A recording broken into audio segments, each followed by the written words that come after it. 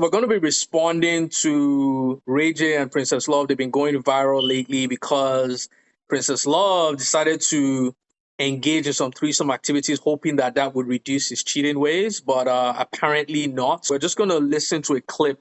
Where it's like, I loved Ray so much and tried to do the whole threesome thing because you don't have to go outside of the relationship. That can be fun too. But nothing is ever enough for Ray, and I can't keep sacrificing myself and my sanity trying to be something that I'm not to make him happy. So and I know we did a video about this, I think 2 years ago. I checked our YouTube page and I saw like 2 years ago we had done something about why Christians can't use sex toys to spice up their marriage, because it was a big debate on Clubhouse where we saw a lot of Christians that were saying that sex toys are allowed. And we did a video to sort of debunk those lies because of things like this. When you hear something like this, what comes to your mind, babe? The first thing that comes to my mind is marriage is not a solution for lust, right? Mm-hmm. Because when I hear this, when I heard her say it's like he has an appetite that she can't satisfy, that she can't meet up with, what comes to my mind is lust. And the unfortunate thing is that a lot of people, they're not able to break free from lust before they get married. That's what the whole self-control is about. That's what the whole abstinence is about. They think, oh, when I get married, or when this guy marries me, or when I marry him, or whatever, then within the marriage, I'll be able to keep him satisfied, we'll be able to do whatever. But the thing is that lust is like a bottomless pit. It's an appetite that really cannot be satiated. And unfortunately for Princess Love, that's what she's experienced in this relationship. She's like kept feeding the bottomless pit, but like she said, he hasn't been able to be satisfied because this is lust, not love. It was lust, not love. I like that. When I heard this as well, a verse popped up in my head in Proverbs 9:17 and 18. It says, stolen water is sweeter. Stolen food tastes better. But verse 18 now says, but these people don't know that everyone dies who goes there. They don't realize that her guests are deep in the grave. Whenever you get away with something that you shouldn't be doing, it creates an appetite within you that wants you to keep doing the same thing because you believe that you get away with it. What might taste sweet today could also be the reason that you end up killing a certain area in your life or certain relationships that are around you. And again, I'm thinking as men, for example, how do you engage in threesomes where a man is having multiple women and you expect him to stick to one? You are training him to have a deeper appetite for something else, but now you get upset when he still goes around sleeping with other people. Like, I don't get it. Like she said, it was a warped mentality, her thinking that, you know what, this guy is going to do it. For me to sort of control the situation, let us do it together. Like, I'm only just doing this for him. And again, it goes back to thinking that you can control lust, thinking like that you can keep it contained and stuff, that as long as I'm participating in his debauchery and all these things that he's sort of like, that is it, actually. All these things that he craves, as long as I'm able to create an atmosphere and keep it contained, that he'll still want me. He'll see me as the fun person, as the wife that picks the babes for him and stuff like that. But I mean, like you rightfully said, all it's doing is feeding an appetite for more, an appetite for other people that is not you. I actually like the word you use, debauchery, because I feel like what the enemy has been trying to do over the last few decades is to manipulate our words, is to when we don't use the word fornication anymore, we use sex, or what do we use, like braps? We have like different words, because when you use the word fornication, it paints a different picture in your mind. So when we use the word threesome, it sounds exciting, but when you use the word debauchery, it tells it the way it's supposed to be. I want us to, like I said, I want us to have balanced conversations here. For someone like Princess Love, right? What makes a woman want to become something she's not just to keep a man, right? Because we see that a lot in today's world, we hear of people who are in abusive relationships, marriages, and they still stay there. What makes a woman like that stay there? There are a lot of things, and I think the most common thing that a lot of us know is esteem issues, really. When you feel you have to paint yourself as a certain person or a certain thing for you to be seen as valuable, for you to be wanted.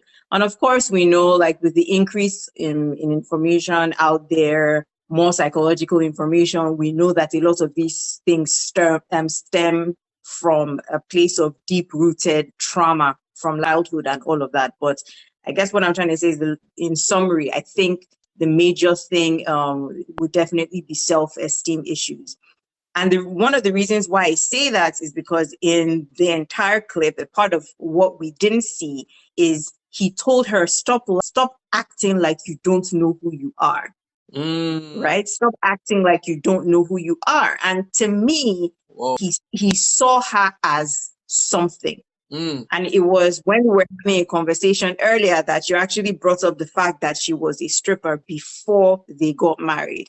So when he said that, oh my God, this guy still sees his wife as a stripper, and he still associates certain things, certain behaviors, certain lifestyle to stripping. I wonder if he had, okay, well, let me not even say that, because I really don't know. But the one thing that sort of like comes to mind is, if, like, who's the least sexually explicit or whatever person female that Michelle Obama. Would he ask Michelle Obama for a threesome? If Michelle Obama was his wife, would he ask Michelle Obama for a threesome? I don't know, but that's sort of like food for thought, that I feel like oftentimes certain people feel comfortable requesting certain things from certain people and not everybody. That's why we hear of guys saying, oh no, that their wives can't give them oral sex because that's the mouth they use to kiss their children, for example, but they'll request oral sex from the side chick or from the escort that they're sleeping with. And that's because they see you in a certain type of light. For him to make that statement, stop acting like you don't know who you are, he saw her as less than. Is it possible that he had created another image based on the fact that she had accepted to do these acts previously? Now he has associated her with, he has created an image with her in that association. And why do you now want to change something that you originally agreed to? This is who I know you to be. Why are you trying not to be this person, right? And it comes from a controlling attitude as well. I think one other thing that I wanted to add to that is, for her, and I remember sort of searching this before we did this video, because whenever things like this happen, like you said earlier, it's insecurity issues, and it's probably a story she keeps telling herself, that if I lose this guy, then I'm going to go back to who I was before I met him. Right. So I realized that she's dated Floyd Mayweather, she's dated him, and then she was a stripper prior to that. To your point, if I lose this guy, if I don't do what he says he wants, then does that mean I'm going to go back to my stripper lifestyle? And this is how the enemy tricks a lot of people, because he only gets you to think linearly. Like, if I don't do this, then I get this. But she now has a platform. People know who she is. She's famous. You can actually do other things. You can get better guys. But he keeps people stuck in a mindset, right? That if you don't do this, then you get this. It just makes it absolute. But you have more options. You actually have more options. You don't have to stay in that dead-end relationship. You don't have to do things that aren't in line with your core values just to please somebody, because there are more options, right? I don't know if you wanted to add anything, but I wanted us to go into what makes a man want to share what is supposed to be a sexual or intimate experience with someone else. So in Rage's situation, I'm like, what would make, because I can't for the life of me imagine myself sharing you with someone else.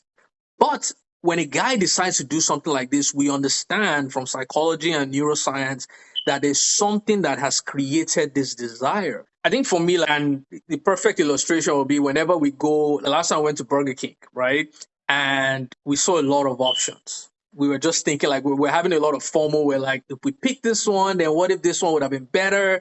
And then we just decided, you know what, you pick yours, I pick mine, and then we split it. And then we both have half of each other's, right? And I feel like it's the same situation in this case, because I feel like Ray J doesn't want to lose her, but at the same time, he still wants to have access to other babes. And so instead of, you know, keeping one option, he wants to have his cake and eat it, like everything. Because I think, to your point, he doesn't love her. He has lust for her, but he's misinterpreting that lust for love, right? Because one thing that came to my mind as well is a lot of men will agree with his lifestyle until the roles are flipped. Well, okay, what if your wife, that she wants a threesome with another guy? Like, how would you interpret that situation, right?